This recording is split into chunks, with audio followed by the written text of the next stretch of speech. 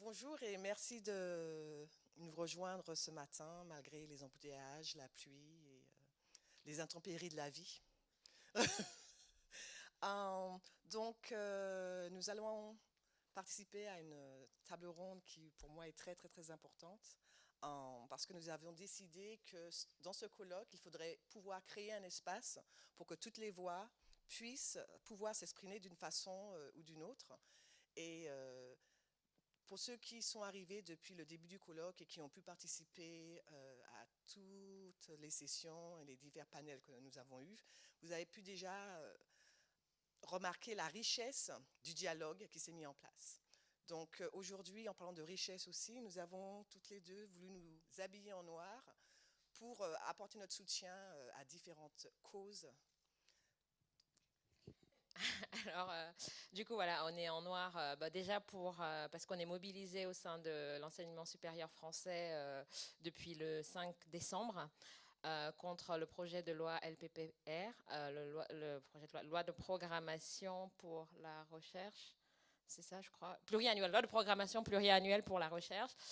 Et justement, cet après-midi, à 14 heures, il y a une manifestation. Et donc, à la fin de la matinée, nous invitons à vous joindre à nous pour aller manifester, si vous le souhaitez. Et puis moi, en fait, à titre plus personnel, étant camerounaise dans un pays en proie actuellement à divers troubles, dont une guerre dans la partie anglophone, je suis aussi en noir parce qu'il y a une semaine de mobilisation 8 mars en noir en soutien aux victimes des violences au Cameroun, des femmes victimes de violences au Cameroun par rapport à Boko Haram et par rapport à cette guerre dans le... Excusez-moi, je suis un peu émue de parler de ça. Voilà, dans les régions du nord-ouest et du sud-ouest Cameroun. Donc voilà, donc je suis doublement en noir, endeuillée et en lutte. Voilà, merci.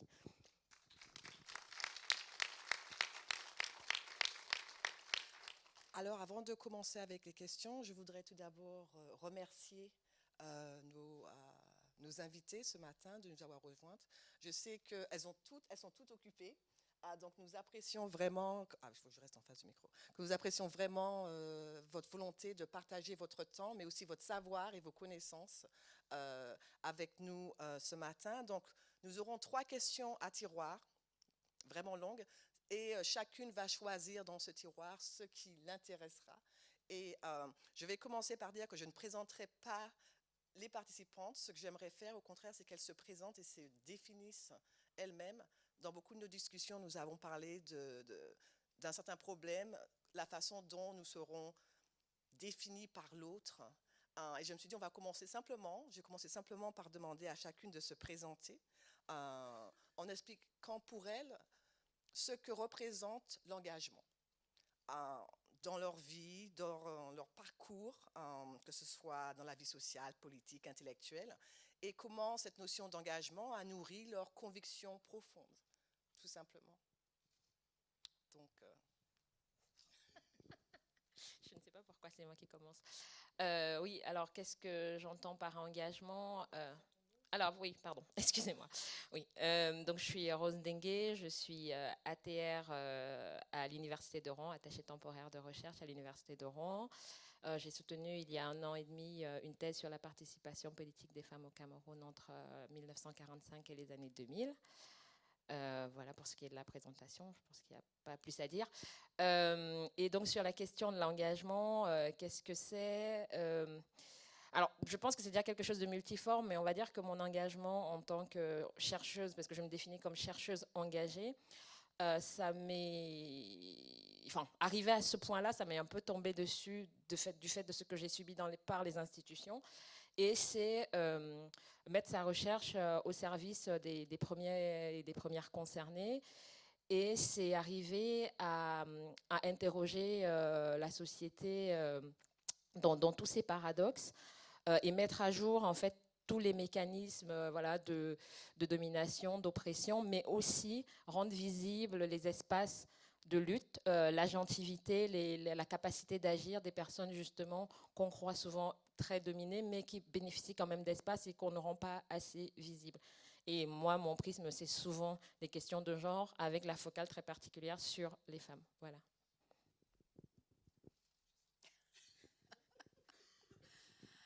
Bonjour, je suis Jocelyne Berroir. Je viens de la Martinique. Je dis toujours que je n'aime pas beaucoup parler de moi. J'aime bien que d'autres parlent de moi et que je corrige s'il y a des choses qui me semblent bizarres, parce que je pense que les gens ont toujours un meilleur regard que soi-même. Bon, je chante. Je chante dans le groupe Cassav depuis une quarantaine d'années à peu près, enfin un peu moins, puisque le groupe a 40 ans que j'ai rejoint le groupe, on va dire, 4 ans après sa création. Je crois que j'ai eu beaucoup, beaucoup de chance, parce que j'ai rencontré une équipe qui était extraordinaire et qui était surtout menée, dirigée en tout cas par quelqu'un qui était un penseur qui nous a amenés sur la bonne voie, puisque comme il fallait qu'on crée quelque chose, on était obligé de revenir à nous-mêmes, donc revenir aux musiques premières de nos îles, et donc peut-être aux musiques d'avant même nos îles. Et quand on fait ce cheminement-là, on retourne vers soi-même. Et j'ai eu la chance par la suite de rencontrer d'autres personnes qui travaillaient sur la mémoire. Donc ça m'a permis encore de progresser à ce niveau-là.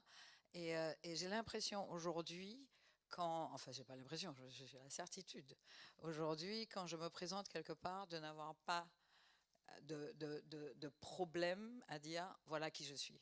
Je crois que c'est ça qui est important, et que quand on a compris ça, on n'a qu'une seule envie, c'est partager avec les gens de chez nous, puisque chez nous, on sait très bien, on connaît l'histoire des Antilles, et on sait très bien le désordre qu'il y a aujourd'hui, et qu'il est absolument nécessaire, surtout quand on regarde, quand on observe. Là, je reviens, j'ai vécu le carnaval, je me pose 100 000 questions à chaque fois. Pourquoi ? Parce qu'à chaque fois, je suis toujours amenée à parler à des jeunes, travailler avec eux. Donc j'ai eu la possibilité également de travailler pour l'enfance, parce qu'un enfant qui est maltraité, ça donne un adulte qui n'est pas tout à fait équilibré souvent. Donc voilà, donc j'ai eu la possibilité de faire des trajets divers et variés, et qui m'ont permis de grandir, de changer, parce que je venais d'une famille un petit peu, on va dire chez nous, de la petite bourgeoisie. Donc j'étais bien protégée par mon père qui ne me laissait pas sortir, etc. J'ai eu la chance d'avoir quand même des parents qui ont compris que la pharmacie que j'étais partie étudier, c'était pas tout à fait ce que j'avais envie de faire, parce que j'ai été volée par la musique, et ils m'ont laissé faire. Et je suis très heureuse, quoi, voilà. Donc la musique, j'ai l'habitude de dire que quand on a un micro, on ne dit pas n'importe quoi. Donc j'écris des textes et j'essaie de tirer un peu vers le haut. Alors c'est peut-être pas hyper intellectuel, mais en tout cas j'essaie de travailler la langue, notre langue maternelle, qui est le créole, qui est une superbe langue que tout le monde devrait apprendre, parce qu'elle est vraiment très belle, imagée et compagnie. Voilà, moi je m'amuse à jouer avec elle. Elle me nourrit, et elle me permet de dire aux autres voilà qui je suis. Voilà.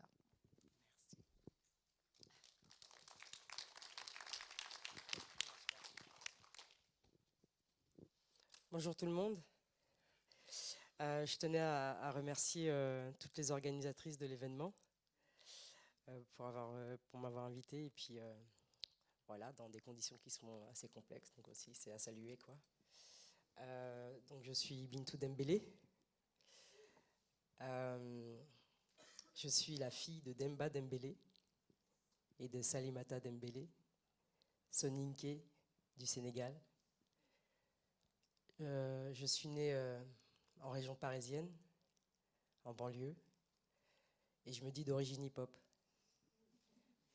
Je me disais d'origine hip-hop. Ces temps-ci, j'ai une expression qui me plaît de caser, qui est je suis ni homme ni femme, mi-homme, mi-femme. Je trouve que ça me va aussi. Je fais partie de cette première génération, effectivement, de ceux qui ont construit cette culture hip-hop en France dans les années 80. Et on est passé assez vite de la rue à la scène. C'est une expression qu'on utilise assez souvent, dans l'idée que les choses se sont faites à l'arrache. J'ai commencé, j'avais 10 ans. Aujourd'hui, je suis professionnel. Et et je suis assez vite passé de l'ombre à la lumière. Pour certains, l'idée du baroque peut se situer à cet endroit-là.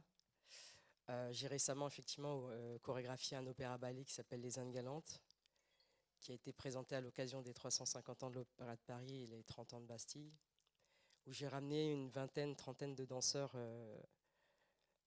venant de différentes danses, le crump, le hip-hop, le voguing, l'électro, le walking, toutes ces danses qui sont elles aussi nées dans l'underground, ce que j'appelle l'underground, les clubs, la rue, la compétition, avec en tête l'idée qu'on allait parler de nos récits, on allait poser nos récits sur scène et on allait s'adresser à nous. Mais pour ça, ça a été un long cheminement de déconstruction. J'ai dû apprendre, désapprendre, réapprendre. L'idée d'exister individuellement dans des espaces où c'était le nous qui prévalait, le nous de la cité, le nous du hip-hop, le nous masculin du hip-hop, le nous de l'idée d'une compagnie de danse française. Voilà, il y a eu plein de nous qui, à un moment donné, ont dû se dénouer. En tout cas, je me suis autorisé à me dire que je pouvais choisir ma destinée. À partir du moment où je me suis vraiment posé la question de qu'est-ce que c'est que d'être une femme noire sur scène et à qui je m'adresse. Au début, ce que je posais sur le plateau, c'était vraiment l'idée qu'il fallait que les gens saisissent la portée du hip-hop, pas comme un divertissement, une virtuosité, mais vraiment comme une pensée. Et j'avais pas les outils pour ça, parce qu'en fait, je voyais pas les autres artistes comme moi sur scène. Je les voyais en train de donner des cours, et on appelait ça les danses afro-caribéennes ou afro-contemporaines, et ça me plaisait pas. J'avais pas l'impression que c'était la jeunesse de ce que moi j'énonçais sur scène. Du coup, j'ai dû faire des recherches. Donc je me suis déplacé, je me suis mis en mouvement. J'ai rencontré des gens dans les milieux militants, LGBT, afro, etc. Et ensuite, j'ai été un peu dans l'université. J'avais essayé au niveau de mon cursus universitaire, scolaire, j'ai essayé d'aller à l'université. J'ai fait un premier semestre pour que mon père il se dise que tout le chemin qu'il avait fait de quitter son village pour arriver en France, c'était pas en vain. Donc j'ai eu le bac pour lui. J'ai essayé de faire un semestre et je me suis dit, la vie, je crois que je préfère la vivre que de l'étudier. Voilà. Et donc du coup, j'ai préféré me professionnaliser en danse, de traverser les choses en sensations, en émotions, de me prendre des murs, de me relever, de me reprendre des murs et d'essayer de réfléchir à passer ce mur. Et je parle vraiment de mur. Et finalement, en revenant vers le milieu universitaire, c'était ce qui s'est passé pour moi, c'est la découverte du fait colonial, des exhibitions humaines, de l'esclavage, mais à un autre prisme, le marronnage, voilà. De quelle manière il existait des manières de rester debout, de rester droit et d'être en mouvement. Moi, à chaque fois, je parlais de mouvement, en fait, dans ma manière de pouvoir penser le monde. Penser le monde, penser mon corps, penser le monde, ça a été à travers le mouvement, de passer de la cité, je le redis, à cet espace-là et d'être devant vous. Moi, je ne parlais pas, parce que mes parents me parlaient en soninké, je n'arrivais pas à leur répondre en soninké, donc j'ai dû apprendre le verlan. Et j'ai dû dénouer le verlan pour apprendre un langage institutionnel culturel. Et là, j'ai commencé à perdre ceux qui me parlaient en verlan. Donc j'ai dû désapprendre et apprendre aussi au niveau de la langue. Et finalement, j'ai essayé de composer avec tout ça en me disant je vais faire à partir du manque. Du manque de culture de mes parents, la culture sénégalaise. Le fantasme, la projection que j'ai de la culture états-unienne. Parce que je me suis construit à partir d'une culture sans connaître la langue non plus, parce que je ne parle pas très bien anglais, et le fantasme de l'Afrique. Et finalement, j'ai beaucoup travaillé, transmis en Guyane, j'ai beaucoup été dans les Caraïbes. C'était une manière détournée d'essayer de comprendre mon africanité. Parce que là-bas, j'étais vue comme... et ça rejoint ma boula, je me suis sentie française aux États-Unis, et je me suis sentie africaine aux Antilles, aux Caraïbes. Voilà. Donc, il y a eu une question de place aussi, beaucoup qui s'est posée pour moi. Et je pense que c'est des va-et-vient. je me situe pas à un endroit particulier, je vais, je viens, je suis toujours en mouvement.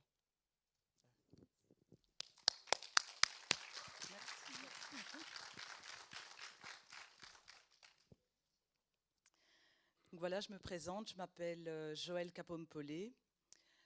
Alors comment je me définis? Je me définis d'abord comme une femme noire, une femme politique aussi, puisque je suis députée wallonne depuis 2004 en Belgique. J'ai également été en 2004 la première sénatrice noire de Belgique.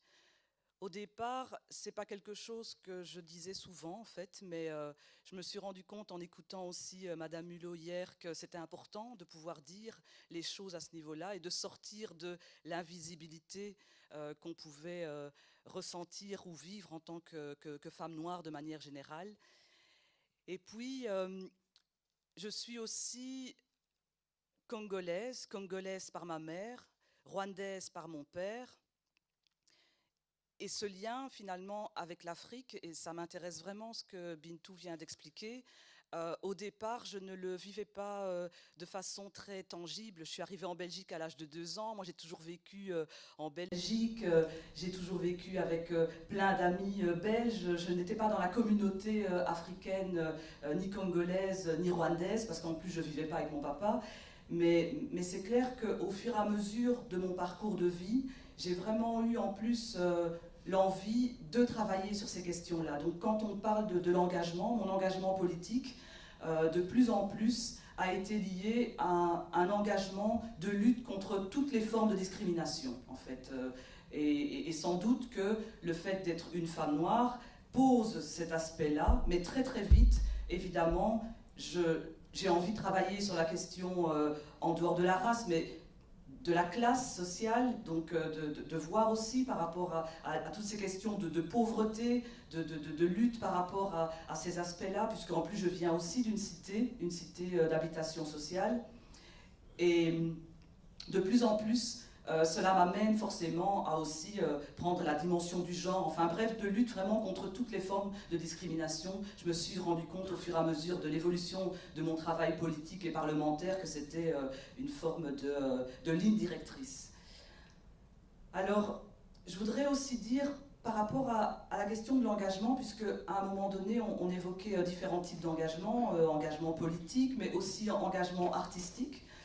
Alors, en fait, je voudrais dire que par rapport à l'aspect artistique, moi, plus que, je dirais, l'université, les études, ce qui a été mon premier outil d'émancipation sociale, mon premier outil d'ascension sociale, ben, ça a été l'Académie de musique. En fait, en plein cœur de la cité, de ma cité à Carnion, un village, une commune, comme on dit en Belgique, du Borinage, il y a une académie de musique dans laquelle j'ai pu prendre des cours de danse classique, de diction, de déclamation, d'art dramatique. Ça m'a vraiment aidé, je pense, dans mon parcours. Mais surtout, ça m'a ouvert vraiment un champ des possibles, en fait. À l'époque, je ne m'imaginais pas du tout un jour devenir sénatrice, devenir députée, présider une commission parlementaire, pas du tout. Être la présidente du plus gros hôpital de la région dans mon coin, non. Franchement, je n'avais pas du tout ça comme vision. Mais le fait d'être là, dans cette académie de musique, d'accéder à la culture, de me déployer, d'avoir aussi des contacts avec d'autres personnes de la région qui avaient d'autres parcours, venant d'autres familles que des gens de la cité, parce qu'il faut aussi savoir que, par exemple, dans cette académie-là, et ça m'a toujours marqué, même au niveau politique, c'est qu'il y avait très très peu d'enfants de la cité, en fait. Donc l'académie était à 10 minutes de la maison, donc, et très très peu d'enfants de la cité. En fait, les enfants de la cité qui étaient, c'était des petites filles dans les premières années de danse. À mon avis, leur maman voulait absolument les voir en tutu rose, et puis et très très vite on ne les voyait plus dans la suite du cursus. Et là, ça m'a vraiment aussi marqué par rapport à l'accès à la culture. C'est pour ça d'ailleurs que le travail réalisé par Bintou par rapport au lien entre hip-hop et toutes les autres formes d'expression artistique me semble vraiment intéressant, parce que ça amène des liens et ça casse les codes. Voilà. Moi aussi, j'ai cette logique de vouloir casser les codes. Et je terminerai juste en disant que j'ai décidé d'arrêter la politique en fait. Donc en 2024, j'aurai 20 ans de vie parlementaire et j'ai vraiment envie de quitter la politique. J'ai envie de quitter la politique parce que j'ai pas envie de vieillir en politique en fait. J'ai 48 ans, j'estime que je peux encore me réinventer. J'ai envie de faire plein d'autres choses. J'ai envie de montrer aussi la voie à ma fille de 17 ans, qui est une jeune femme maintenant, tout doucement. Et je vais vous dire ce que je compte faire. J'ai plein de projets, mais je voudrais vraiment remercier Sylviane Larcher et vous remercier parce qu'en fait, en répondant à l'appel à contribution, j'ai vraiment eu l'envie d'aller plus loin par rapport à la question des féminismes noirs. Et donc j'ai décidé de démarrer une thèse de doctorat sur cette question-là.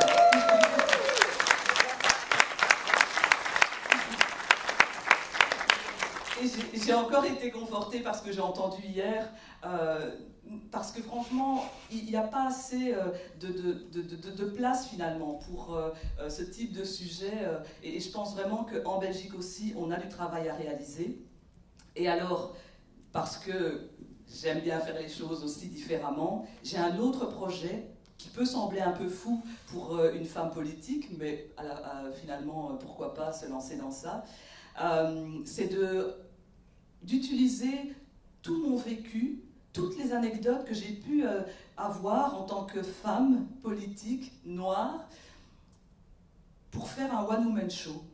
En fait, j'ai envie de faire un one-woman show qui sera un peu une façon pour moi de mettre mes tripes sur la table, d'être encore plus authentique, parce qu'on dit souvent en politique, on joue un rôle tout le temps, et ben non, là j'ai vraiment envie de mettre mes tripes sur la table, et d'utiliser aussi la danse, parce que j'ai repris la danse après plus de 10 ans d'arrêt de danse. Peut-être chanter aussi un peu, même si j'ai pas le talent de Jocelyne Berroir, mais en tout cas de mettre quelque chose là qui sera dans l'espace, qui sera vraiment quelque chose d'assez innovant. Et là aussi, j'ai rencontré hier un futur metteur en scène qui est d'origine belge mais qui vit à Paris, et c'est aussi quelque part grâce au fait de venir au colloque que j'ai pu amener tout cela, et donc voilà, je vous remercie vraiment.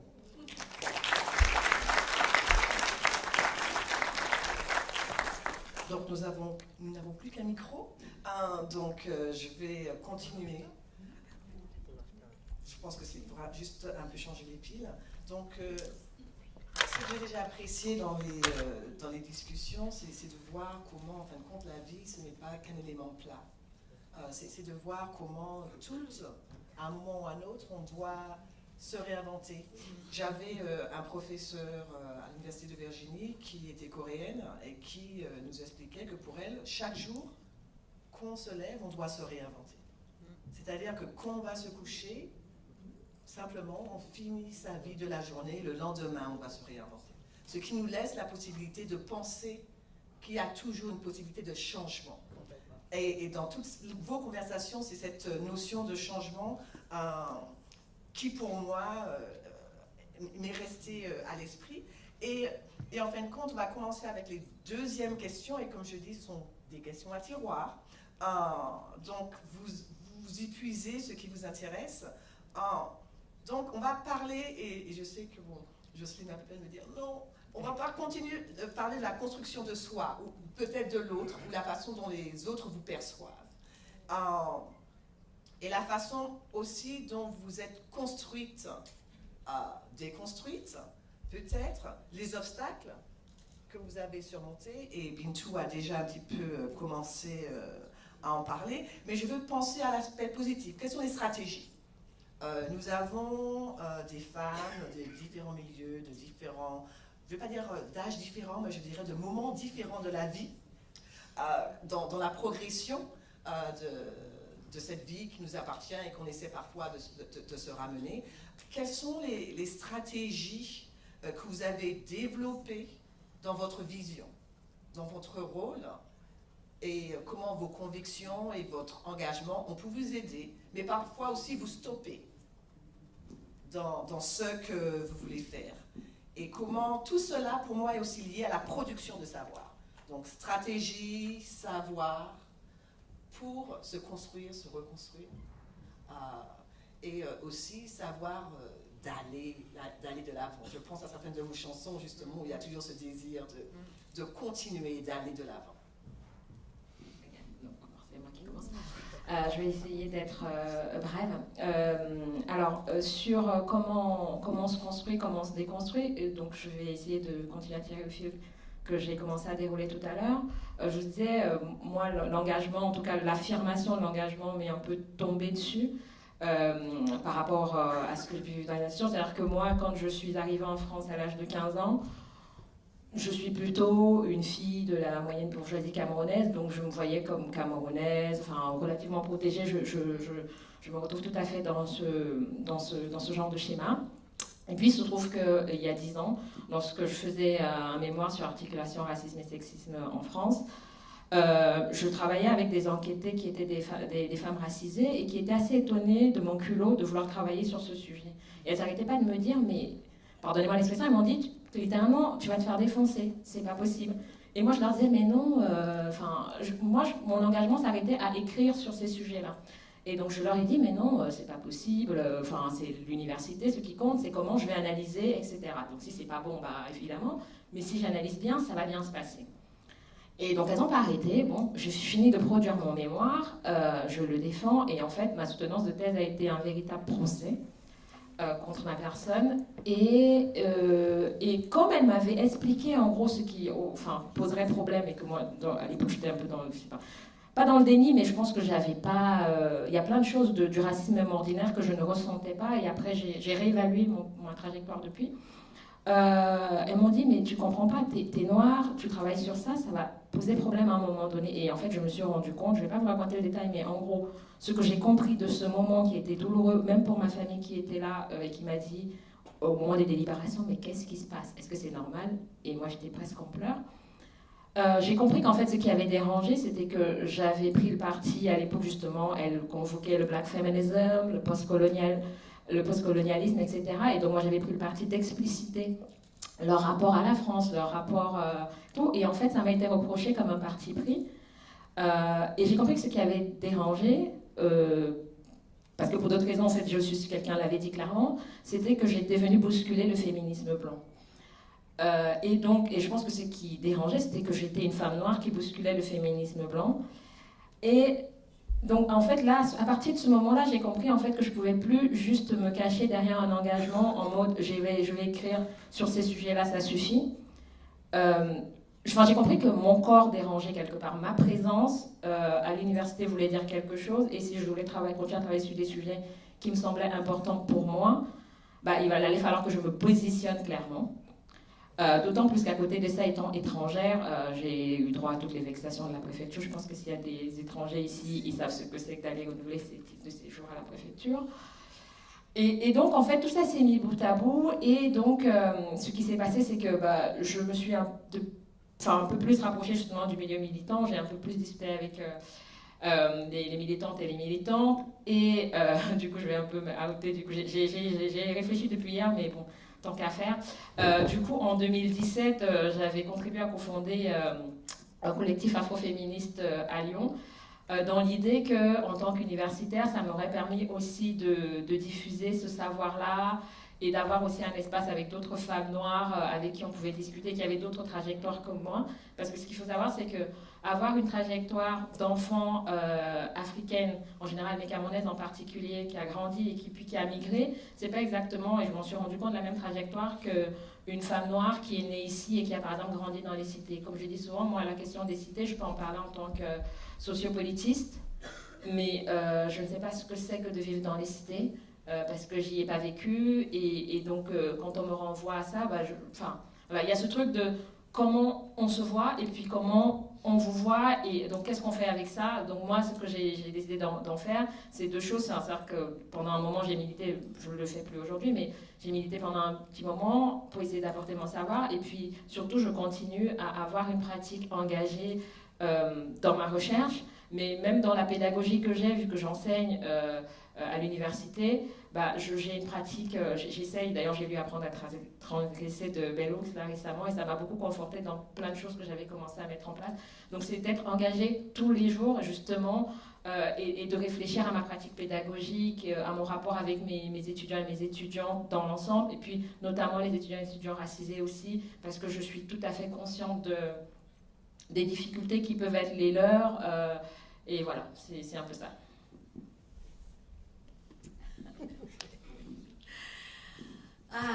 Alors quand j'étais petite, en fait, à la Martinique, mon éducation, évidemment, j'étais une petite fille française et j'ai 65 ans pour ceux qui ne savent pas.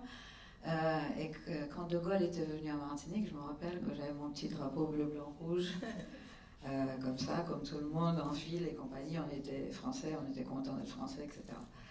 Et puis j'ai rencontré en fait l'Afrique en Martinique avec un groupe qui était venu, un groupe de danseurs. Et j'ai commencé à me dire, mais on m'a caché des trucs, quoi, parce qu'il y avait une richesse, il y avait des choses, parce qu'on rejetait, il y avait un rejet de l'Afrique, etc. Je suis, dans les années 70, je me rappelle peu de temps avant que je parte faire mes études, on a commencé à parler des luttes des esclaves, etc.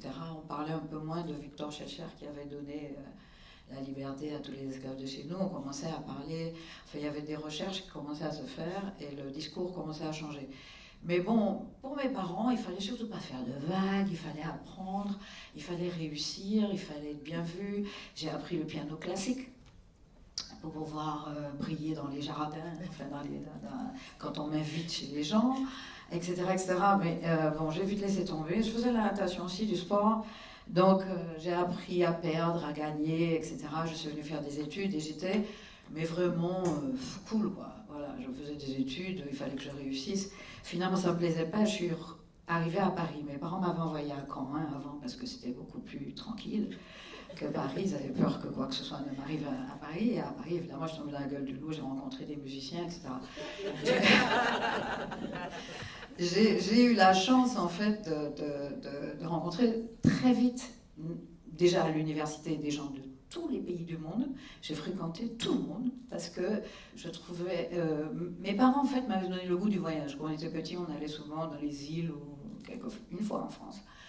Et puis, mais surtout dans la Caraïbe, on faisait à la fin souvent une petite croisière, tout ça. Donc moi, j'aimais voyager, rencontrer l'autre et tout. Donc très facilement, je me suis liée d'amitié avec plein de gens de machin, je connaissais. J'ai découvert l'Afrique à Caen.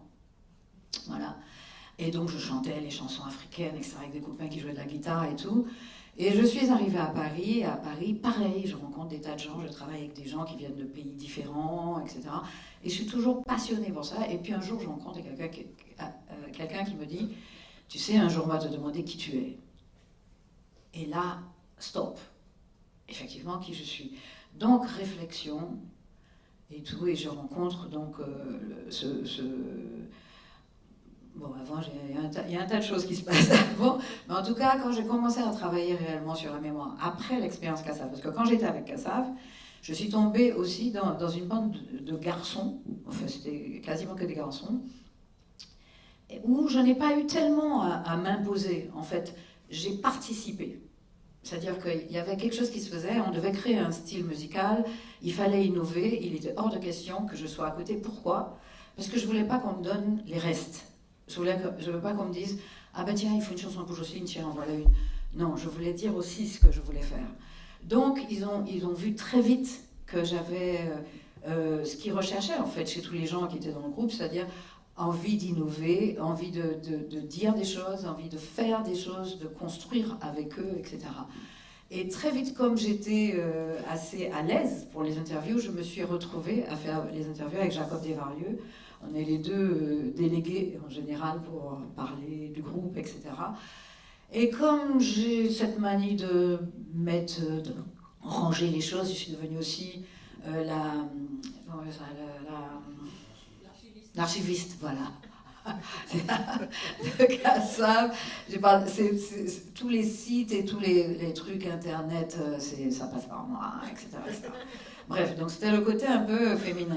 Ça m'agaçait au début quand on disait oui, Jocelyne, c'est la maman, c'est la grande sœur, c'est le truc, etc. Je ne suis pas la maman, je disais à tout le monde, je ne suis pas ta maman.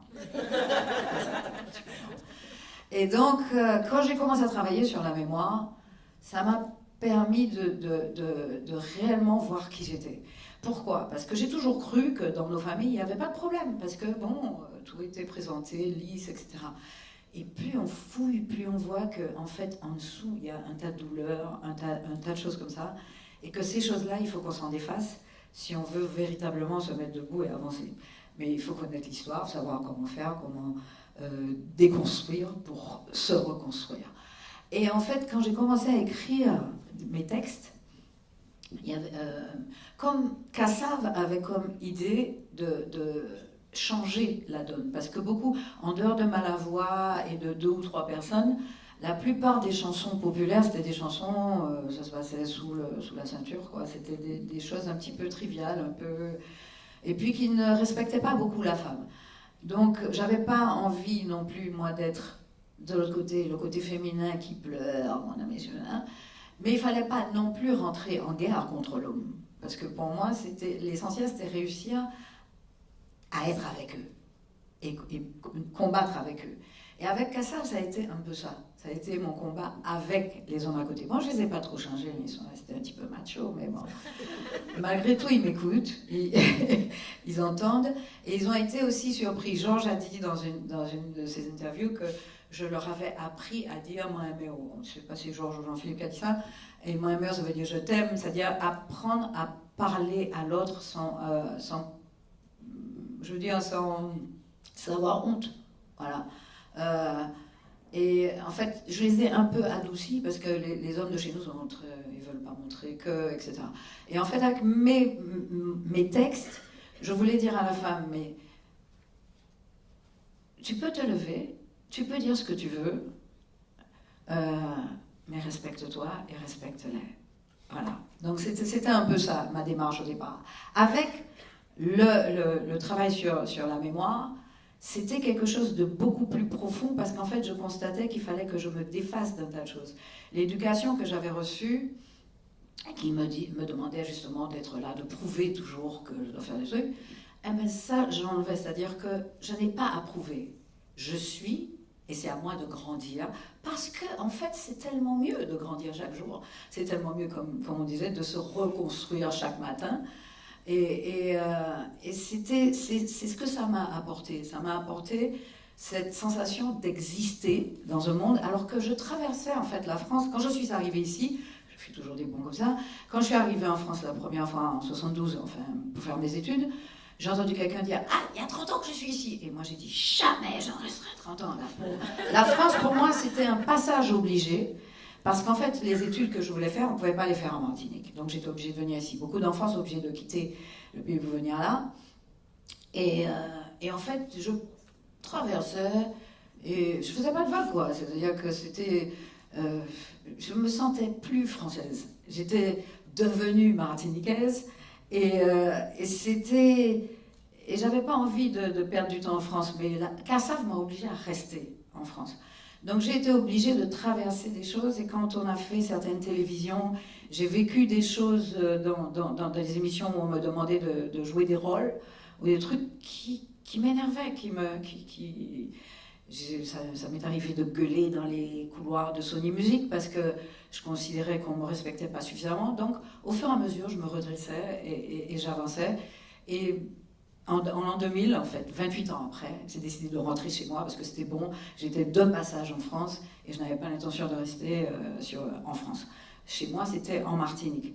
Et à la Martinique, quand j'arrive, ça fait quand même 28 ans. Je rentrais régulièrement, mais malgré tout, quand on regarde son pays, on ne le reconnaît pratiquement plus. Donc il me fallait réapprendre à comprendre ce qui se passait chez moi parce que de tout ce que j'avais appris, il était nécessaire de transmettre aux jeunes et compagnie. Donc, je pense que peut-être que le jour où j'aurai fini mon livre, je vais réellement, de façon concrète, transmettre quelque chose.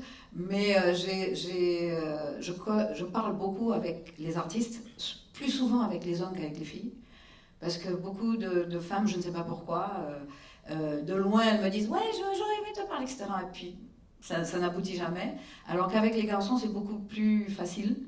J'ai une approche beaucoup plus facile et on échange énormément. Et je sais qu'ils sont très intéressés parce que, bon, moi, on me parle de moi en me disant que j'ai un vrai discours, etc., etc. Je suis toujours très humble par rapport à moi, parce que je connais mes limites.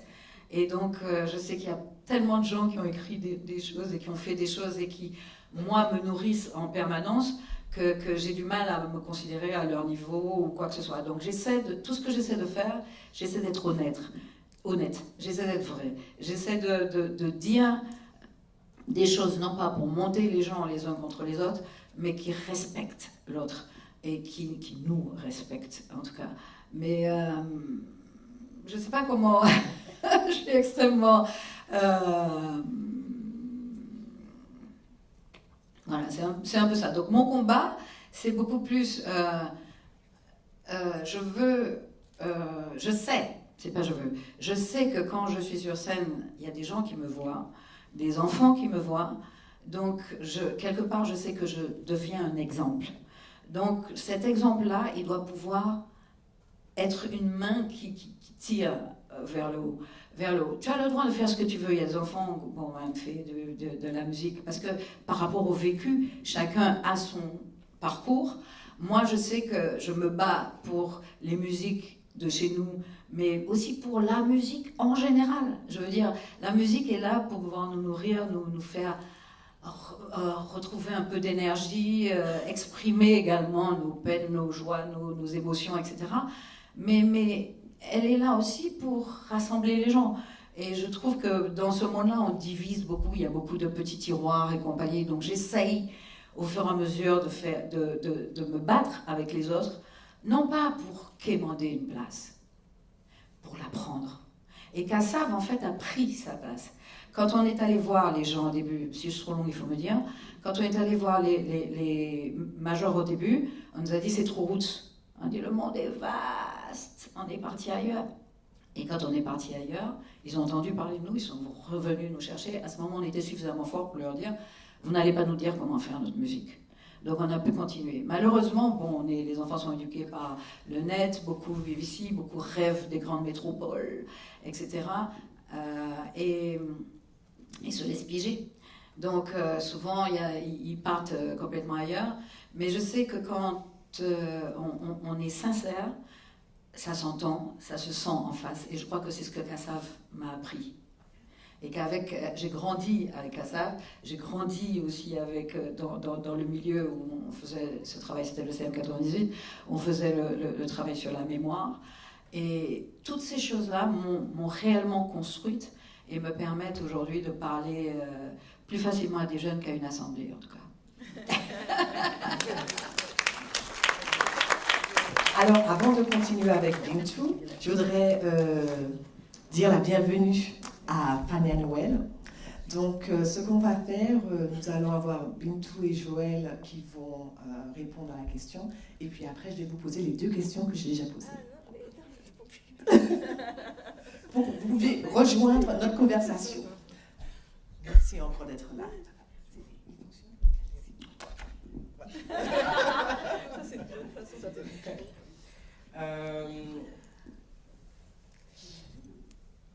Moi, je me dis pas engagé, je me dis déter. Chez nous, on dit on est déter. Je suis déter. J'ai même appelé une formation déter pour vraiment casser ce principe qu'il y ait des mots qui soient chargés d'une autre provenance. Et le fait d'asseoir notre jargon de la banlieue, du hip-hop, j'avais vraiment besoin de rester à cet endroit-là et d'essayer de trouver de quelle manière ça avait du sens d'essayer de les définir. Donc oui, je me dis déter, je me dis debout aussi parce que en tant que danseuse, j'ai cassé mon corps. J'ai cassé mon corps parce qu'on a appris sur des cartons, pelouse, bitume, les sols étaient tous différents. Mais si je dois mettre une métaphore, c'était des sols mouvants, pas solides. On n'avait pas un socle solide. Donc j'ai dû assez vite me déplacer pour essayer de ne pas être pris de ce sol mouvant. J'ai cassé mon corps parce j'ai fait une danse qui s'appelle le breakdance, les gens appellent encore ça comme ça, qui est une manière de faire des jeux de jambes au sol. Donc déjà on a un rapport au monde qui est assez singulier. Moi j'ai tourné sur la tête, j'ai eu une perception du monde à l'envers. mais c'est une sensation qui est unique en fait. Donc j'estime que notre corps a eu en soi déjà une traduction d'un contexte politique, économique et culturel. Voilà, ça arrive dans les années 80, c'était Mitterrand, c'était la marche pour l'égalité, c'était plein de choses. Et je pense que déjà on était en train de traduire tout ça à partir de la France. Moi, j'ai fait partie de cette génération de danseurs-danseuses qui ont eu envie de vraiment parler de nous et d'essayer au fur et à mesure de moins fantasmer les États-Unis. Et cette danse qui, en tout cas, m'a apaisée, parce que j'avais la rage, j'avais juste la rage en moi, mais je n'arrivais pas à saisir d'où elle venait, m'a permis effectivement d'apaiser cette rage-là, avec cette danse-là. Mais dès qu'il y a une blessure, on en veut à son corps. On hait son corps. Et donc, par moments, c'est des blessures de plusieurs mois. Et donc, ces mois-là sont des temps de silence, d'arrêt, qui sont presque à la frontière de la folie, pour vous dire sincèrement. Et c'est là où, soit on essaye de poser des mots. Là, on est un peu obligé, en tout cas moi j'ai été un peu obligé de me dire pourquoi je suis aussi violente avec mon corps. Et en fait, à cette époque-là, j'étais pas mal jury dans des compétitions, des battles. Et donc je pouvais être en détachement et regarder de quelle manière on était comme dans un harem. Où plus on jetait notre corps avec violence et plus le public saluait la performance. Et là, je me suis dit, il y avait un problème. Et quand j'en discutais avec mes collègues, ils ne voyaient pas ça, ils n'avaient pas ce... Et c'est là où j'ai dû me déplacer en me disant, mais pourquoi on est aussi violent avec son corps? Et c'est là que j'ai fait tout ce travail sur le fait colonial, les os humains. Je trouvais les premières images des Frères Lumière, les baignades de nègres, etc. Et je me suis dit qu'effectivement, il faut vraiment que je comprenne qu'est-ce qu'on habite avec autant de charge et de tension pour que nos danses se tordent et tordent nos corps comme ça. Un jour, je tombe sur un film documentaire de Jean Rouch, Les Maîtres Fous. Et là, je dis, mais c'est ça que je vais faire. Je vais faire comme ça. Les Maîtres Fous, c'est des Haoussa, c'est une communauté qui vient plutôt d'un milieu rural, qui va en grande ville. Et c'est à l'époque du colonialisme, en fait, et qui réinvente pour moi une forme de rite pour pouvoir apaiser les tensions qu'ils traversent en étant d'un milieu plutôt posé, traditionnel, à un milieu rural.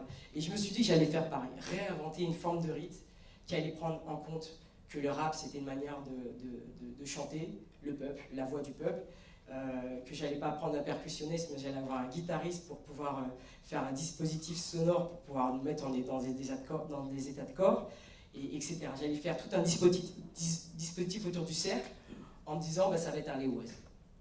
Ça va être toutes ces formes qu'on a eu de fuir, mais de se repenser, de se réinventer. Et l'objectif pour moi, c'était de convoquer la mémoire du corps. Voilà, j'ai eu besoin de tordre ces mots qui étaient faire une création chorégraphique, avoir une compagnie de danse, et d'essayer de traduire qu'est-ce qu'on voulait dire quand on disait qu'on était un crew, une fame, une house, et le fait que c'était des familles choisies, que c'était des communautés qui étaient à la marge, qui avaient des difficultés à se nommer. Et voilà, mes spectacles aujourd'hui sont empreints de ça. De se dire qu'avoir un geste, c'est énoncer. Ça dit et ça a la même puissance qu'un mot. Ça dit et ça ne ment pas. Pour moi, le corps ne ment pas. Je répète, pour moi, le corps ne ment pas. La répétition a eu sa nécessité aussi pour moi. De me dire, il y a quelque chose de cyclique qui permet de convoquer les strates qu'on a dans le corps et que le crump, il s'est pas fait simplement suite au tabassage de Rodney King et des révoltes urbaines, c'est bien au-delà de ça. C'est une mécanique cyclique de beaucoup de tensions qui se reproduisent, qui fait que ça arrivait, et ça s'est appelé comme ça à ce moment-là, dans cette partie du monde, mais qu'on a une autre manière de le traduire en France. Voilà, j'ai fait que ça, je fais que ça. Et cette détermination-là, elle est le fait qu'effectivement, j'ai le besoin de rester debout. Par moments, je me suis senti mon corps se plier parce que trop de poids d'une charge que je ne comprenais pas, et je me disais, mais c'est pas que la mienne. C'est clair que ça doit être aussi celle de ma mère, celle de ma grand-mère, etc., etc. Et qu'il y a des endroits, des zones d'ombre, de manque, de silence, qui sont celles d'un pays qu'on a en charge dans son corps. Et plus je mettais en place ce cercle et cette manière de repenser à rythme, et plus je me soignais. Plus vraiment je sentais que j'arrivais à me redresser et à me penser, et vraiment d'essayer de prendre soin de soi. Donc, quand on m'a proposé ce projet d'Opéra Ballet, j'ai dit oui, je suis chaud. Je ne dis pas je suis engagé, je dis je suis chaud. Et après, j'ai lu le livret, je me suis dit, là, c'est chaud. Et finalement, je me suis dit, est-ce que tu n'es pas en train de chercher à vraiment être encore plus en tension dans ton corps? Parce que vraiment, être à cet endroit-là, avec ce livret qui est juste... Alors, Les Indes galantes, c'est un opéra-ballet qui a été fait pour fêter les comptoirs à l'époque coloniale. Ça a été fait pour ça, pour dire la jeunesse va conquérir le monde et on va fêter ça, en fait. Donc, plus j'en apprenais, plus j'étais en panique, quoi. Et finalement, je me suis dit, je vais habiter ma panique. Et quand les danseurs étaient en panique, je leur ai dit, habite ta panique, habite ta peur. Et on va l'exprimer, cette peur-là. Et finalement, je me suis dit, on va se retrouver devant un public blanc, abonné, et on va être encore exotisé. Et j'ai tout inversé. Je suis revenu à quelque chose de très micro qui était, déjà, il faut que les danseurs sachent d'où je parle et qui je suis. Et vraiment, j'ai tout posé, avec ce qu'il y avait de fragile, de plus fragile, et ce qu'il y avait de plus singulier, quoi. Et il y a eu tout un système de contamination où ils ont fait la même chose. Donc il y a des gens qui se sont dit, ben voilà, moi je suis pas née fille, et là je viens de le dire à mes parents. Il y a tout un truc qui s'est mis en place où on s'est aligné pour traverser ce projet-là. C'est ça qu'on pose sur le plateau. On s'adresse à nous d'abord. Nous d'abord, là comme ça, on se regarde, et chaque geste, c'était notre récit, avec les tensions, avec les joies, les peurs, les manques. Et c'est tout un système de contamination qui se met en place après. C'est que ça. Et c'est de dire, on va pas avoir la charge du lieu dans lequel on est, on va pas avoir la charge de qu'est-ce que convoque ce lieu avec nous sur ce plateau-là. On va d'abord se fêter. On va d'abord se la raconter.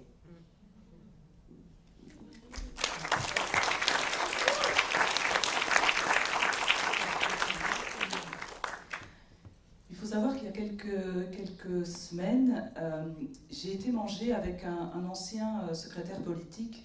Et pourquoi j'allais manger avec lui? C'est parce que j'estimais que c'était important d'honorer les personnes qui avaient rendu de grands services. Et donc j'avais plus l'impression, quelque part, de lui faire un plaisir, je vais dire, en tout cas de l'honorer. Et puis en fait, lorsque on s'est vu, je lui ai parlé des féminismes noirs et je lui ai expliqué que j'avais répondu à un appel à contribution. Et directement, il m'a dit, il faut que tu rencontres une dame qui s'appelle Bintou Dembélé. Ce qu'elle a fait, c'est vraiment extraordinaire par rapport au hip-hop. Il faut que tu la rencontres, je vais te montrer sur Internet, il m'a montré, bref.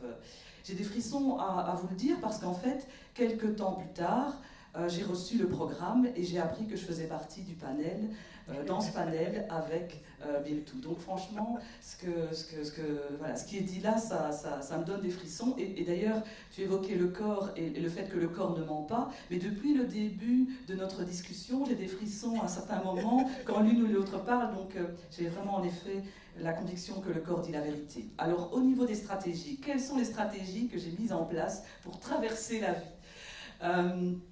Alors, il y en a une en tout cas qui tient en un proverbe que vous connaissez sans doute toutes et tous, c'est seul on va plus vite, ensemble on va plus loin. Donc moi ma conviction c'est que j'ai toujours été entourée par les bonnes personnes. Encore ce matin, je suis venue, il y a des gens qui m'accompagnent de Belgique et je les remercie parce que franchement ça me donne une pêche et une force incroyables en dehors de l'énergie de la salle, mais je pense vraiment que de manière générale c'est important pour moi d'avoir été portée, d'avoir été vraiment soutenue tout au long de ce parcours, malgré toutes les difficultés, malgré les situations que j'ai pu vivre moi aussi à certains moments, et je les mets en primeur dans mon spectacle, donc je ne le dis pas ici. Non, je vais quand même vous en raconter une parce que c'était vraiment édifiant. Donc j'arrive toute jeune dans une réunion avec, je dirais, les principales figures politiques de ma région. Et à un moment donné, l'un d'entre eux me dit, non, me dit même pas à moi, mais dit bientôt on aura un maire du Zimbabwe. Je dis oh, oui. Alors tout gentiment je réponds, je ne suis pas du Zimbabwe, je suis du Congo et du Rwanda, mais oui, peut-être qu'un jour je serai maire. Et donc voilà, c'est pour vous raconter, mais enfin. La vérité, c'est qu'en dehors de ces situations, moi j'ai toujours été portée énormément, j'ai toujours été soutenue et je pense que c'est important. Un autre élément qui est très très utile pour moi, c'est le fait de m'inspirer. Et notamment de m'inspirer des jeunes générations. Hier, on évoquait tout l'apport de cette nouvelle génération qu'on appelle les digital activistes sur les réseaux sociaux. Moi, je peux dire que quelqu'un comme Audrey Warrington, qui a sorti le blog Audrey Badass Maman, est vraiment une source d'inspiration énorme pour moi par rapport à ce qu'elle peut partager sur ce que vivent les femmes noires en France, et notamment les femmes trans, queer, enfin en tout cas, toutes celles qui se retrouvent à la marge de la marge et qu'on n'écoute pas assez. Donc très clairement, cette génération de digital activistes, et je pense aussi à des Belges comme Gaël Van Rosen, qui a décidé de lancer un projet qui s'appelle 50 Shades of Racism, pour finalement avoir une réponse par rapport à une attaque raciste qu'elle avait vécue dans une boîte de nuit en Belgique. Enfin bref, c'est vraiment pour moi plus que des sources d'inspiration, des exemples et des outils d'éducation permanente en fait. Et j'aimerais d'ailleurs qu'en politique, on travaille beaucoup plus avec cette génération, beaucoup plus à l'écoute de ces activistes qui certes peut déranger, hein, ce n'est pas aux responsables du collectif Moisi que je devrais dire ça, mais bouscule les choses parce qu'il faut les bousculer, parce qu'on le voit bien, si on ne bouscule pas, on se retrouve comme au César, avec une cérémonie où finalement on n'est même pas capable de comprendre ce qui se dit à un moment donné, là, dans la salle et sur la scène. Donc franchement, c'est pour moi essentiel. Et je terminerai aussi en disant que cette colère que j'ai parfois sentie monter en moi, de par ma personnalité, j'ai toujours voulu la transformer de façon positive. Et dans l'action, par exemple, au niveau de ma région, je travaille à une plateforme de décolonisation des esprits, avec différentes associations, avec de plus en plus de personnes qui s'y impliquent et qui ont envie de faire évoluer les consciences.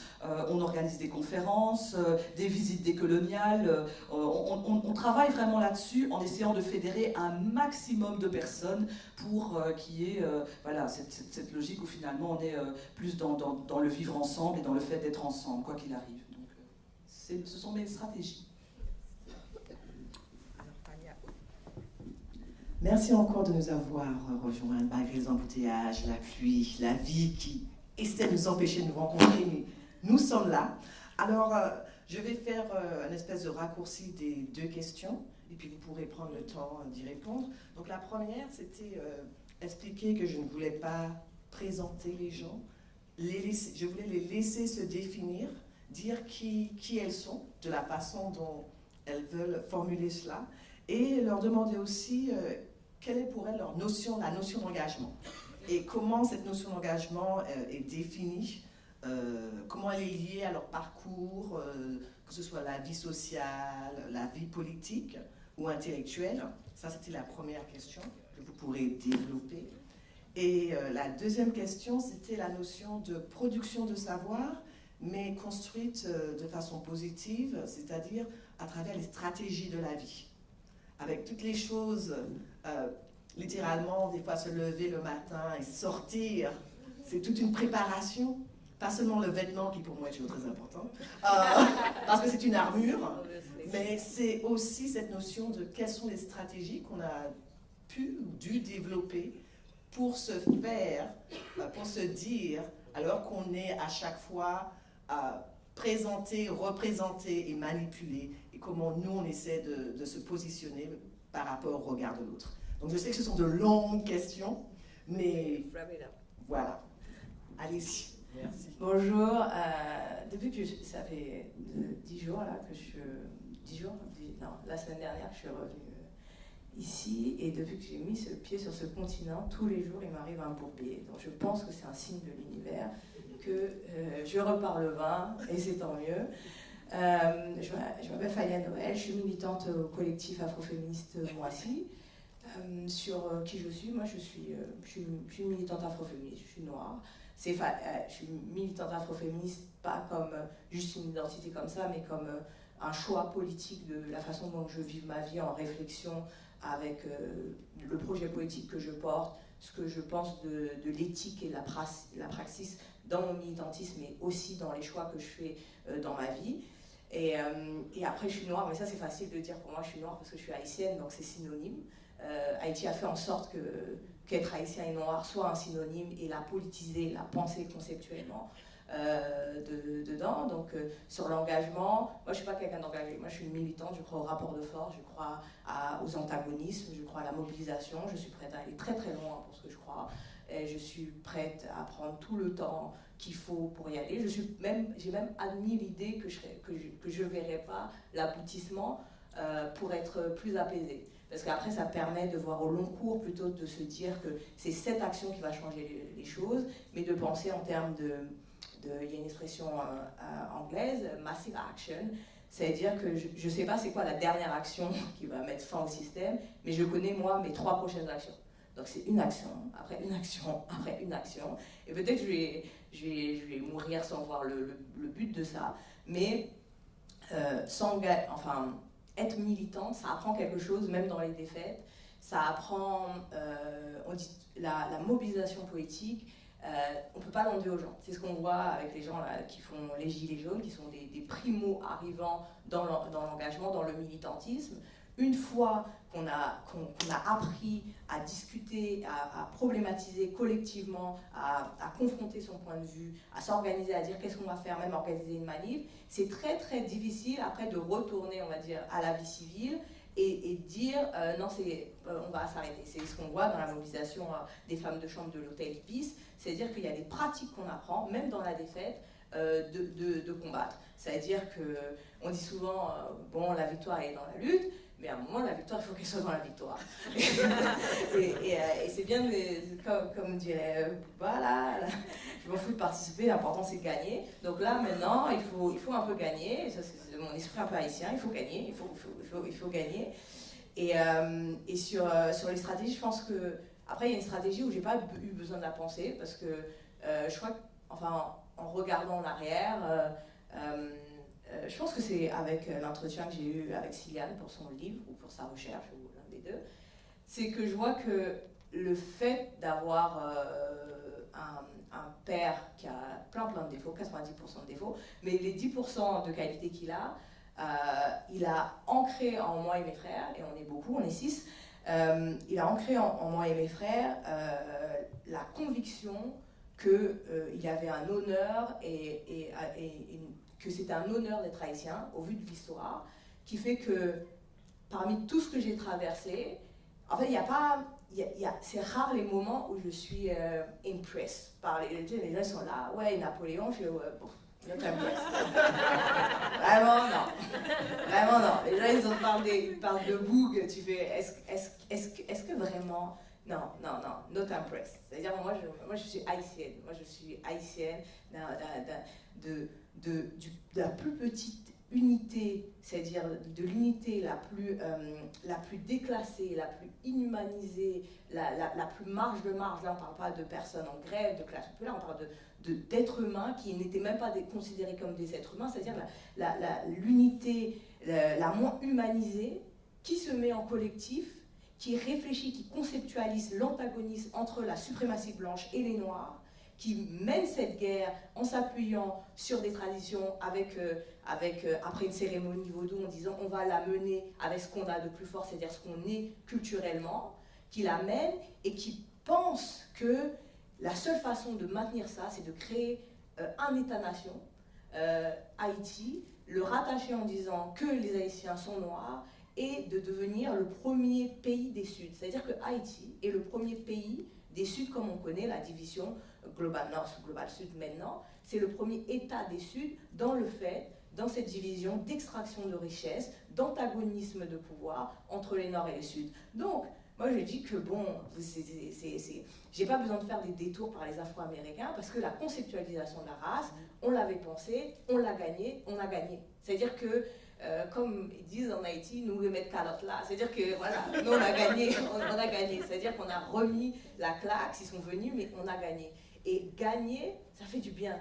C'est-à-dire gagner, ça fait du bien. C'est-à-dire qu'on a gagné une guerre, on a gagné idéologiquement, on l'a gagné sur le terrain, on l'a gagné historiquement, et malgré les errements et la condition difficile en Haïti, les problèmes économiques, ça peut se régler sur 2 générations.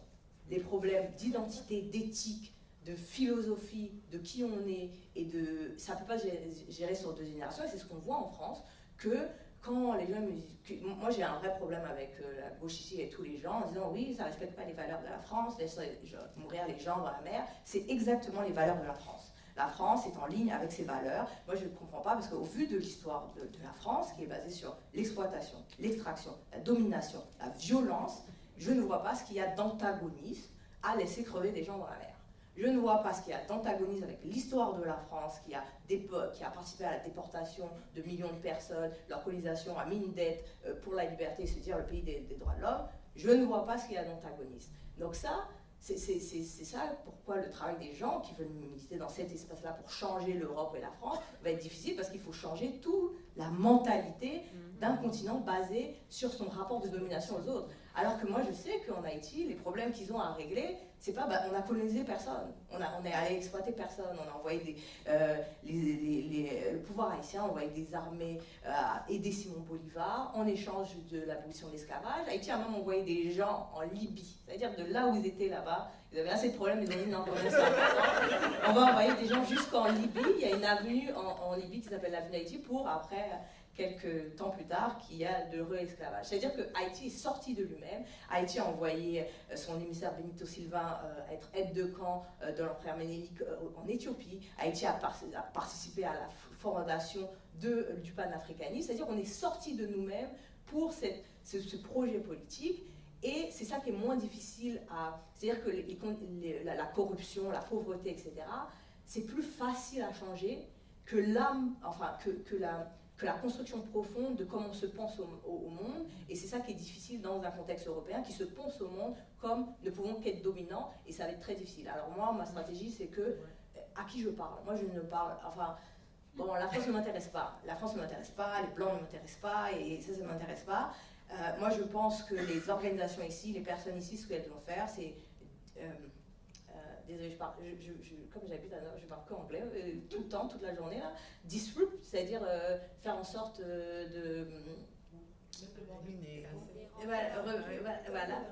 voilà, faire mettre le bordel avec le pouvoir actuel dans les centres. C'est-à-dire que le rôle des organisations, et les organisations même majoritairement blanches qui se posent de gauche, c'est de maintenir le pouvoir ici occupé, le faire en sorte que ça lui coûte beaucoup plus d'aller faire de la déstabilisation politique, du néocolonialisme, etc., pour qu'il se reconcentre ses forces sur chez lui, donc après chacun son dos, et comme ça, les mobilisations dans le sud global auront plus de chances de réussir quand les pouvoirs en place n'ont pas l'aide qu'ils appellent l'ambassade pour réprimer quelque chose ou pour déverser des millions ou pour protéger des présidents. Donc je pense que c'est vraiment ça. Et moi, ma stratégie pour survivre, naviguer dans le militantisme qui est un endroit violent, et avec aussi... il y a des choses que j'ai fait dans le militantisme qui ont fait que j'étais propulsée avec mon visage, j'ai subi beaucoup d'attaques avec le camp d'été décolonial, qui fait que je suis partie. Donc ma stratégie, c'est que j'ai quitté ce trou à ras de la pensée qu'on appelle la France. Ça, c'est la première stratégie. La deuxième stratégie, c'est que j'ai arrêté de perdre mon temps avec des gens qui ne veulent pas comprendre, parce que vraiment, la vie, c'est court, et de me concentrer sur une politique du projet politique, et d'arrêter avec la politique du positionnement. C'est-à-dire les gens, ah oui, moi je pense ça, ça c'est bien.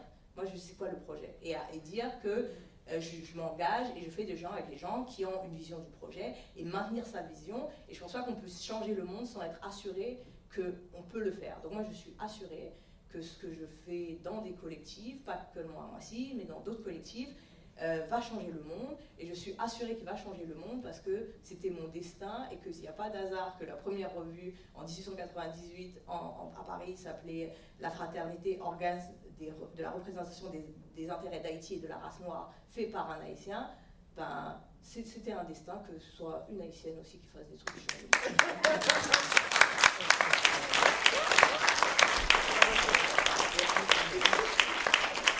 Merci beaucoup, Fabien. Donc, ce sera la dernière question dont les réponses seront rapides, entre guillemets, pour permettre au public d'avoir à peu près 15 minutes de questions à nous poser, enfin à vous poser. Et puis après, nous pourrons avoir une pause et de café là. Après la pause café, vous pourrez encore poser des questions et discuter avec nos participantes. Donc, dernière question. Donc, on vous a invité, vous êtes venus. Pourquoi? Je sais que nous sommes charmantes, mais quel a été votre désir de participer? Pourquoi participer ici? Et quels sont les 3 points importants que vous voulez que les gens gardent en tête après cette table ronde? Alors, mon cas est spécial, n'est-ce pas? Vu que je suis une des co-organisatrices. Alors, pourquoi je suis venue après l'invitation? Parce qu'il se trouve que la plupart des personnes qui co-organisent sont mes aînés et que j'ai beau être féministe et tout ça, bah, j'ai le respect des aînés, donc je suis venue. Elles m'ont dit, tu viens? Je suis venue. Non, je rigole. Non, mais c'est parce qu'en fait, on s'était dit que la table ronde l'avait pensée comme vraiment une sorte de pluralité de voix, et puis on s'est rendu compte à un moment donné qu'il manquait, Jacqueline est universitaire, mais qu'il manquait une voix effectivement universitaire. Et comme certaines personnes dont Sylviane connaissait un peu ma trajectoire, elle m'a dit si ça peut être intéressant que tu la partages, d'autant plus qu'il y aura sans doute des étudiants et des étudiantes racisées, ça va donner un peu de force.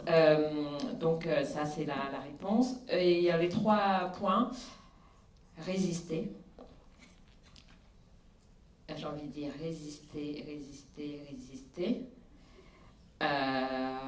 Peut-être aussi s'imposer. Résister, s'imposer et s'autodéfinir en fait, tracer son chemin, voilà.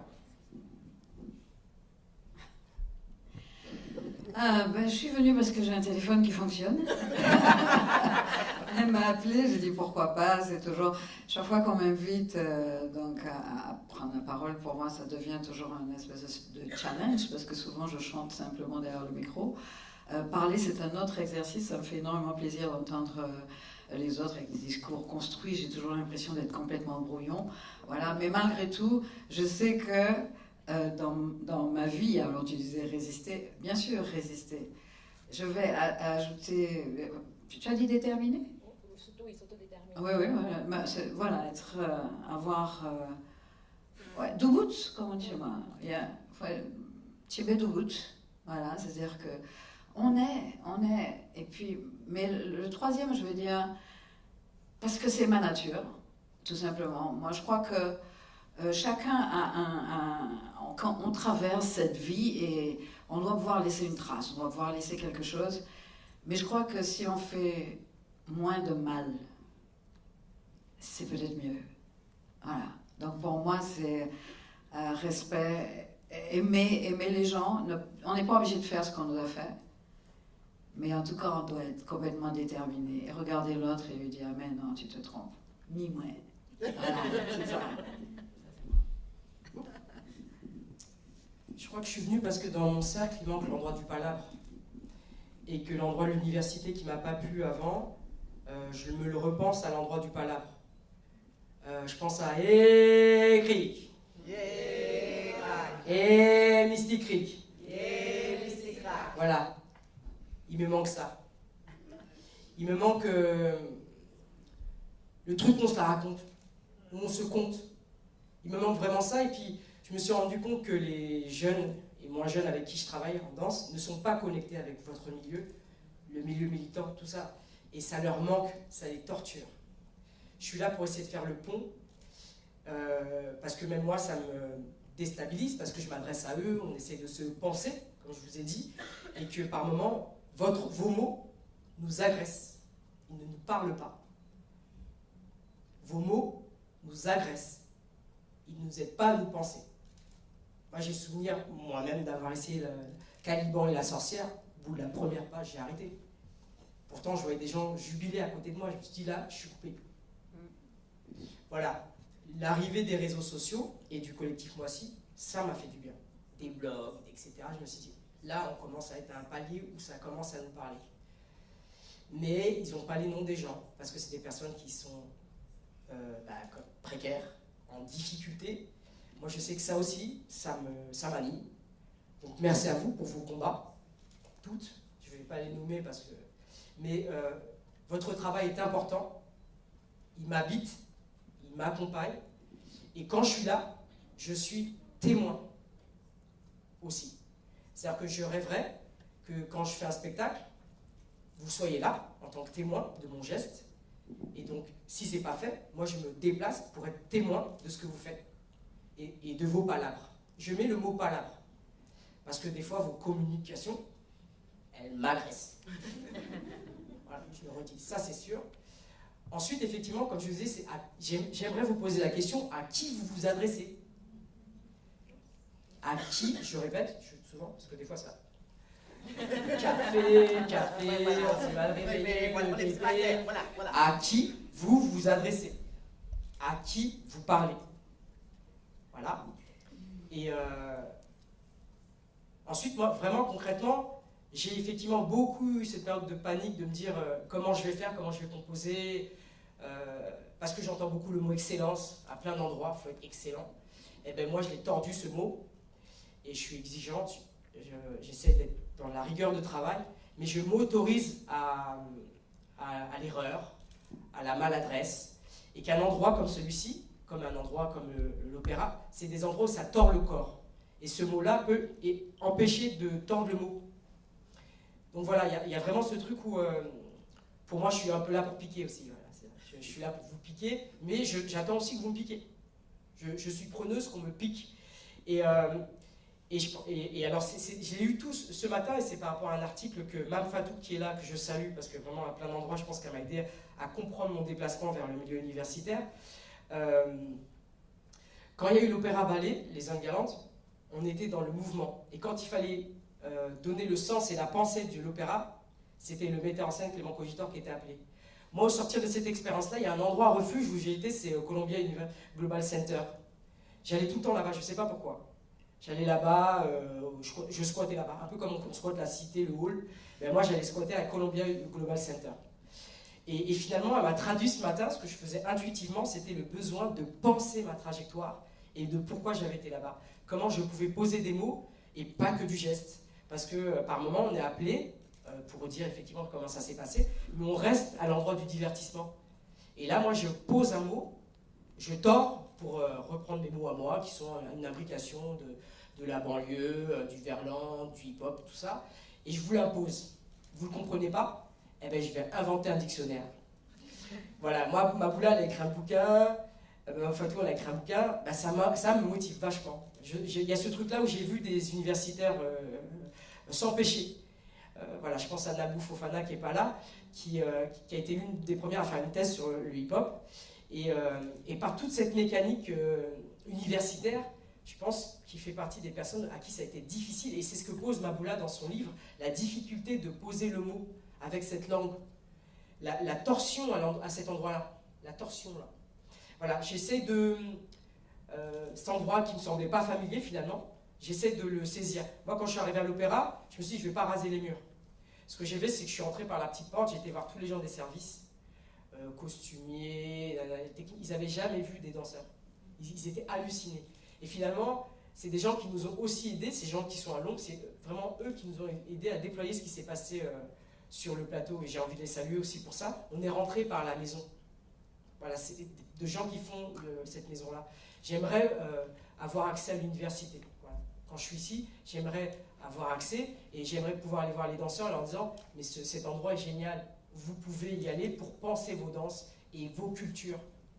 Vous pouvez y aller, allez-y, vous pouvez. » Pour l'instant, j'essaie de créer le pont, mais il y a encore des briques qui me manquent.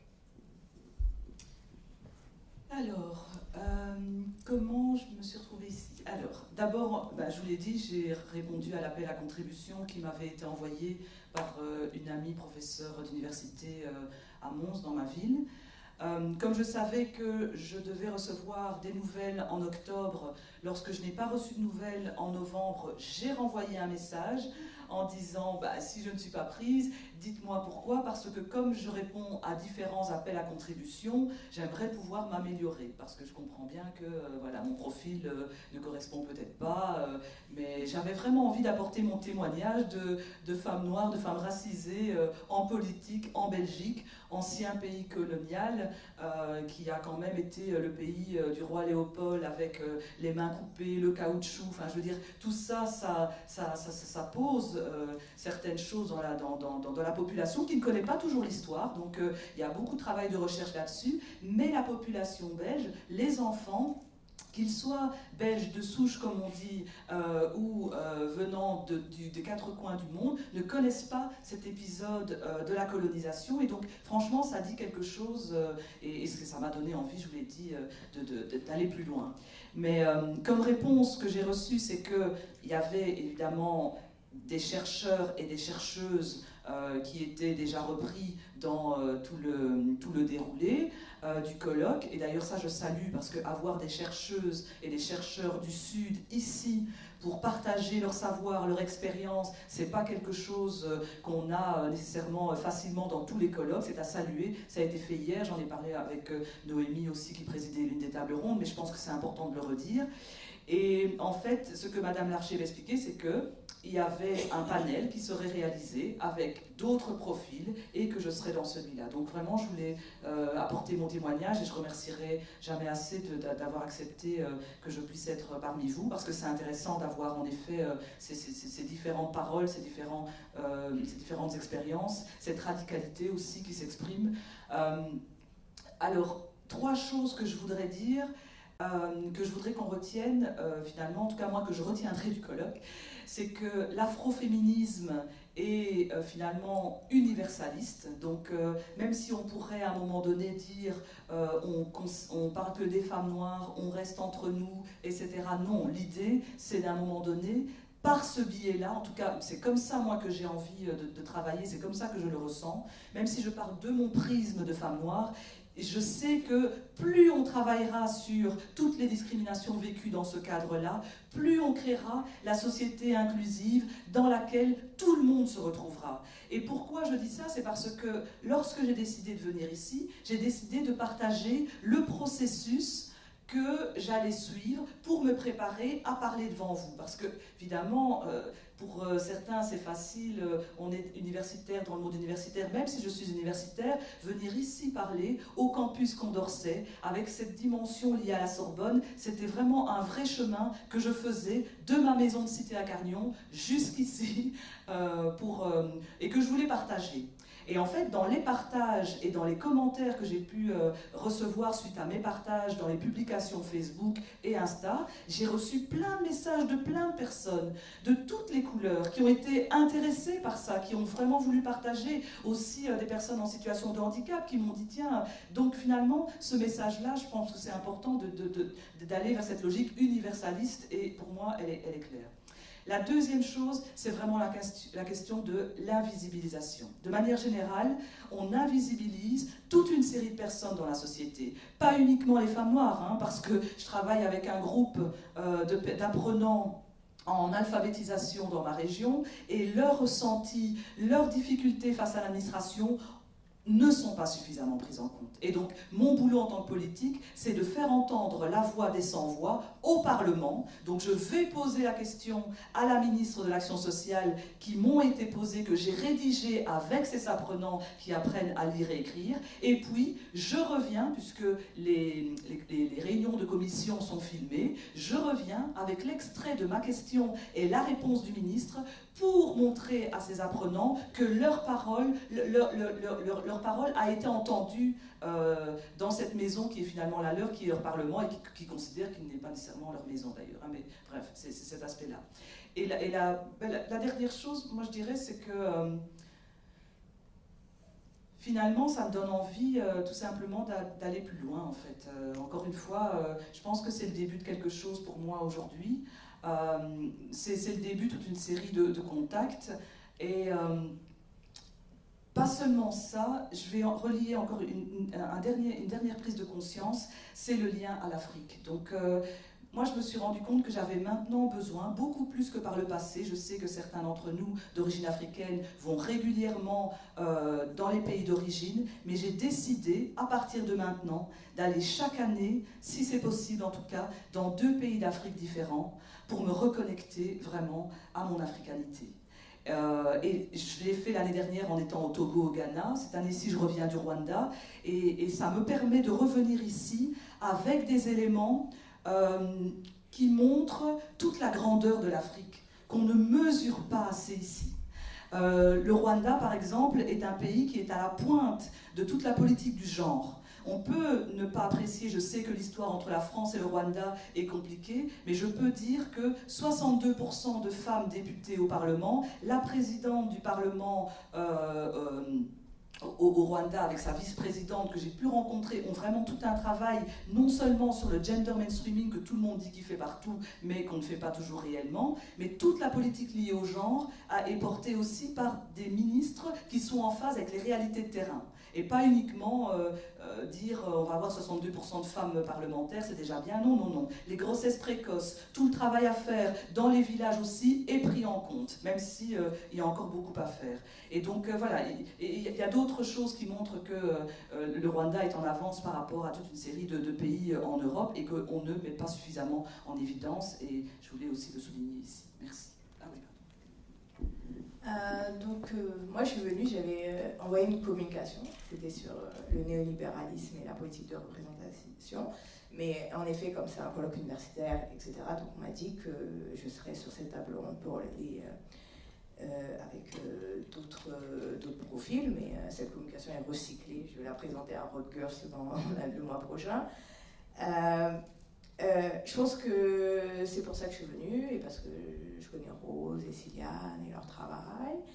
Et qu'est-ce que je voulais retenir? Je pense que la première chose, c'est de dire que les militants, les milieux militants, produisent du savoir, de la théorie, en plus de la praxis pour comment faire que ce savoir il arrive. C'est pour ça qu'on écrit des blogs, des livres, des manifestes, etc. Et que c'est vrai que l'arrivée des internets a permis que la conversation qui a l'air parfois de confrontation avec le milieu académique, dans le sens où ils disent des choses et nous on dit non, permet aussi de rééquilibrer certaines choses, parce que peut-être on a à notre avantage de parler un langage plus accessible à tout le monde. C'est-à-dire que moi, je suis militante, mon but, oui, c'est de produire. Je produis de la théorie afroféministe, mais mon but, c'est qu'elle soit comprise pour que les gens ils se mobilisent. Parce que, donc voilà, si je parle comme... j'ai presque cité un ancien de mes profs de philosophie poétique qui parle de lui à la troisième personne. Personne ne va me comprendre. Donc voilà, donc ça c'est ça, c'est-à-dire que l'Internet, moi je fais partie de la première génération d'afroféministes sur Twitter, c'est-à-dire que Mrs. Dressou, Mrs. Roots, etc., on était là quand il y avait personne et qu'on se faisait attaquer et que c'était pas fun, et que c'était pas classe, et que tout le monde ne reprenait pas afroféministe, ou que maintenant il y a d'autres groupes féministes, qu'elles soient majoritairement blanches, pas féminisme blanche comme concept hégémonique, mais des groupes de féministes majoritairement blanches ou arabes par exemple, qui reprennent tout le travail qu'on a fait en termes vocabulaire, tout, les modes d'organisation, tout. Parce qu'avant, ils étaient juste derrière nous et nous, on était partis. Nous, on se prenait les vagues des gauchistes, de l'extrême droite, et plein de choses comme ça. Donc voilà, donc on fait les éclaireuses et ça, c'est très répétitif parce qu'il y a vraiment une politique d'extraction misogynariste en prenant de tout extraire de nous, tout copier, tout extraire, tout invisibiliser, etc. Donc ça, c'était la première chose, dire que voilà, il y a d'autres espaces de production de savoir. La deuxième chose, que je pense que c'est important d'avoir, je ne me rappelle plus c'était quel militant Black Radical qui dit ça, des guérillas académiques, c'est important. guérillas académiques. Moi, je crois à la guérilla académique, c'est-à-dire des personnes qui sont des académiques, qui sont universitaires, dont le rôle, ce n'est pas de changer l'université en faisant les trotskistes, là, de changer à l'intérieur, mais de prendre les ressources qui sont à l'université pour aider à changer le monde, et surtout en pensant, j'aime pas l'expression penser contre soi-même parce que c'est souvent appliqué à des gens pour leur dire d'avaler des pilules, mais penser contre une partie de soi-même, contre la partie qui est dans des espaces de cadre et de très rigide qu'est l'université. Donc faire de la guérilla académique, c'est de dire on va penser contre cette partie rigide, statutaire, qu'on a dans cet espace pour prendre ce qu'il y a, pour faire de la politique d'extraction à l'envers, pour prendre ce qu'il y a à prendre et le mettre dans le monde pour que ça participe à l'effort que tout le monde met pour changer le monde. Et je pense que c'est vraiment important de penser ça comme ça. Et la troisième chose, ça c'est vraiment quelque chose d'important, ça c'est casquette de militante qui prend, c'est que être une femme noire ne suffit pas. Ce n'est pas une position politique, ce n'est pas il ne faut pas réifier ça en disant ben, telle femme noire dit quelque chose, etc. Il y a beaucoup d'expressions conceptualisées que moi je pense qu'ils sont dépolitisants, ça c'est mon côté un peu matérialiste, comme la parole aux concernés, etc. Oui, la parole aux concernés, mais il y a des gens, tous les concernés n'ont pas le même projet politique. Audrey Pulvar, c'est pas Fanny Noël, et c'est très important de dire que c'est pas suffisant et qu'il faut avoir des projets politiques et s'ancrer. Il y a des afroféminismes différents. Mon collectif est dans un afroféminisme qui s'inscrit dans la lutte anticapitaliste et dans le panafricanisme, qui veut dire qu'il y a un rapport, une compréhension des rapports de classe, même à l'intérieur du groupe noir, qui est extrêmement important. On ne croit pas au black capitalism, on ne croit pas à plein de choses sur le néolibéralisme, donc ça produit des politiques différentes, des positionnements politiques différents, quand on dit de la marge, de quelle marge on parle. Est-ce qu'on parle de la marge de ceux qui sont près du plafond vert? Et je le dis dans mon livre, en fait, au lieu d'aller dans la politique du plafond vert, il faut se concentrer sur la politique du plancher collant. Et notre afroféminisme, c'est un afroféminisme du plancher collant. Notre afroféminisme n'est pas un afroféminisme pour avoir sit on the table, parce que, en fait, la table, si on pouvait la brûler, l'enterrer, la mettre dans la mer, ce serait bien. Donc, voilà. Donc, en fait, il s'agit de ça. Il s'agit de penser, d'avoir la pensée critique et être dans la pensée critique. Et je pense que c'est extrêmă important. Moi, je suis d'accord avec Bintou. Je ne pense pas qu'il faut être tout le temps excellent. Je pense que le monde est run par les A-, c'est-à-dire qu'on n'a pas besoin d'avoir un A+ pour que ça marche, et qu'on peut faire des choses, mais l'important c'est d'avoir de la rigueur et de l'éthique. Et ma rigueur et mon éthique, elle est basée sur ce que je suis culturellement, mais sur la pensée qui a été produite par des femmes et des hommes noirs partout dans le monde, dans l'histoire, et pousser, et vraiment être extrêmement clair sur le fait que ce n'est pas une identité, ce n'est pas une personnalité, c'est un projet politique, et il faut pouvoir comparer les projets politiques, les mettre en discussion et avoir une critique. Donc voilà ce que je voulais dire, plus de guérillas académiques, plus de projets politiques et plus d'utopie.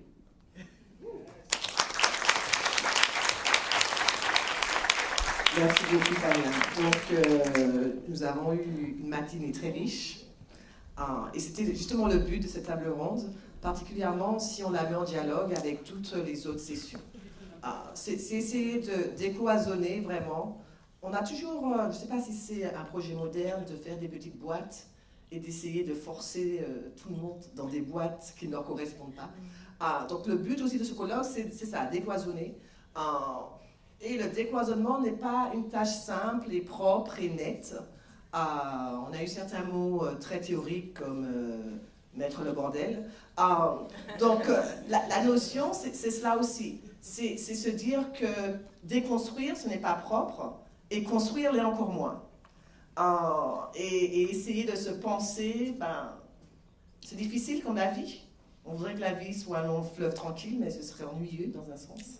Donc, en parlant de cela, justement, c'est à vous maintenant de leur poser des questions, et on va vous donner le micro. Il n'y a pas de temps.